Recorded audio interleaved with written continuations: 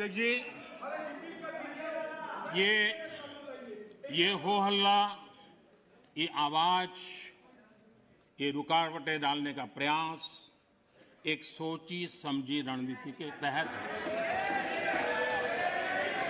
और सोची समझी रणनीति ये है कि जो झूठ फैलाया है, जो अफवाहें फैलाई हैं, उसका पर्दाफाश हो जाएगा, सत्य वहां पहुंच जाएगा तो उनका टिकना भारी हो जाएगा।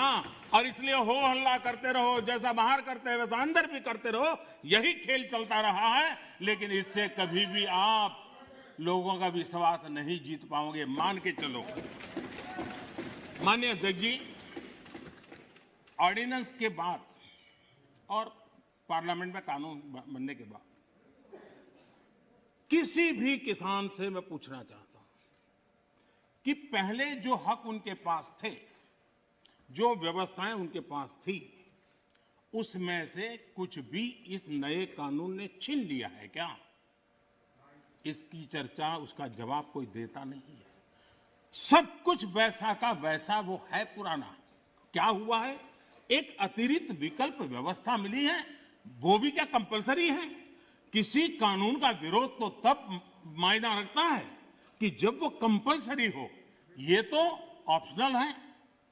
आपको मर्जी पड़े यहां जाना है जाइए, आपको मर्जी पड़े वहां नहीं जाना है वहां जाइए, जहां ज्यादा फायदा हो वहां किसान चला जाए, ये व्यवस्था की गई है। और इसलिए प्लीज अधीर रंजन जी, अब ज्यादा हो रहा है। अधीर रंजन जी प्लीज, अब ज्यादा हो रहा है, अब ज्यादा हो रहा है। मैं आपका रिस्पेक्ट करने वाला इंसान हूं और मैंने पहले कह दिया, आपने जितना किया, जहां रजिस्टर होना हो गया। और बंगाल में भी टीएमसी से ज्यादा पब्लिसिटी आपको मिल जाएगी। बाबा क्यों इतना है?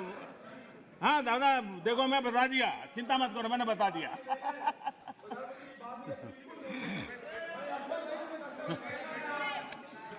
अधीर रंजन जी प्लीज, अधीर रंजन जी, अच्छा नहीं लगता है। मैं इतना आदर करता हूं, आप आज ऐसा क्यों कर रहे हैं? आप ऐसा क्यों नहीं करते? अरे भाई, हद से ज्यादा क्यों कर रहे हैं आप? Please Adhir Ranjan ji, please. माननीय सदस्य दादा प्लीज। ये नए कानून अध्यक्ष जी किसी भी के लिए बंधन करता नहीं है। ऐसे कानून है, उनके लिए ऑप्शन है, और जहां ऑप्शन है वहां विरोध के लिए कोई कारण ही नहीं बनता। हां, ऐसा कोई कानून जो ऐसे थोप दिया हो, उसके लिए विरोध का कारण बनता है। और इसलिए मैं कहता हूं लोगों को, और मैं देख रहा हूं आंदोलन का एक नया तरीका है। क्या तरीका है? आंदोलनकारी जो होते हैं वो ऐसे तरीके नहीं अपनाते। आंदोलनजीवी होते हैं वो ऐसे तरीके अपनाते हैं, और वो कहते हैं ऐसा हुआ तो ऐसा होगा, ऐसा होगा तो ऐसा होगा, ऐसा होगा तो ऐसा होगा। अरे भाई, जो कुछ हुआ ही नहीं, जो होना नहीं है, उसका भय पैदा कर करके, और पिछले कई सालों से लगातार सुप्रीम कोर्ट का एक जजमेंट आ जाए, कोई निर्णय नहीं हुआ है, और एकदम से तूफान खड़ा कर दिया जाए, आग लगा दी जाए देश में। ये जो तौर तरीके हैं, उन तौर तरीके, जो भी लोकतंत्र में विश्वास करते हैं, जो भी अहिंसा में विश्वास करते हैं, उन सबके लिए चिंता का विषय होना चाहिए। ये सरकार की चिंता का नहीं, देश की चिंता का विषय होना चाहिए।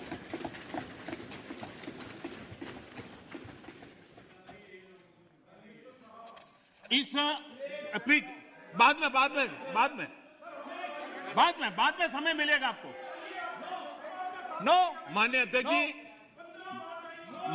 जी प्लीज, ये तरीका ठीक नहीं। माननीय अध्यक्ष जी, आप समझ, पुरानी मंडियों पर भी कोई पाबंदी नहीं है। इतना ही नहीं, इस बजट में इन मंडियों को आधुनिक बनाने के लिए, उनके इंफ्रास्ट्रक्चर को सुधारने के लिए और बजट की व्यवस्था की गई है। और उस बजट के माध्यम से माननीय अध्यक्ष जी, ये जो हमारे निर्णय हैं वो सर्वजन हिताय, सर्वजन सुखाय की भावना के साथ लिए गए। आप माननीय नेता अध्यक्ष हैं, जी, आप ऐसा क्या करते हैं? आप सीनियर व्यक्ति हैं, प्लीज प्लीज बैठिए। माननीय अध्यक्ष जी, इस सदन के साथी भली भांति इस बात को समझते हैं, लेकिन कांग्रेस और कुछ दलों ने बड़े जोर शोर से बातें अपनी कही लेकिन जिन बातों को लेकर के उनको कहना चाहिए कि भाई ये नहीं, ये अपेक्षा ये होती है कि उन्होंने इतना स्टडी करके आना है।